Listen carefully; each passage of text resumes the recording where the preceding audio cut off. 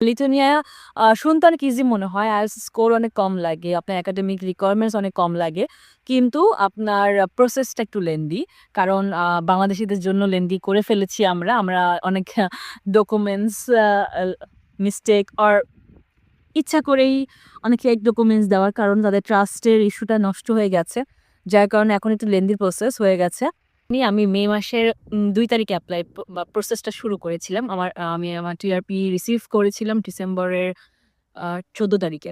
যতদূর শুনেছি আমার এখানে ফ্রেন্ডস যারা আছে যে এখানে ইন্ডিয়া, পাকিস্তান ওদের জন্য এত লং প্রসেস না। ওরা অনেক ইজিলি চলে এসছে এবং ওদেরও থার্ড কান্ট্রিতে যাওয়া লাগে না। নিজেদের দেশেই VFS থাকে বা পুলিশ ক্লিয়ারেন্সের কোনো ঝামেলা নেই। আমাদের বাঙালিদের জন্যই এই ঝামেলা। সো আমি জানি না এটার জন্য হয়তোবা আমরাই দায়ী। আসলে এটা ডিফিকাল্ট হয়ে যাচ্ছে আস্তে, আস্তে। আমি আরো ভিডিও শেয়ার করব আপনাদের সাথে। যদি কোনো প্রশ্ন থাকে, যদি কোনো কিছু নিয়ে জানতে চান আমাকে নক করতে পারেন অথবা আমাদের Facebook পেজে আমাকে কমেন্ট করতে পারেন। আমি ট্রাই করব অ্যান্সার করার। Thank you so much.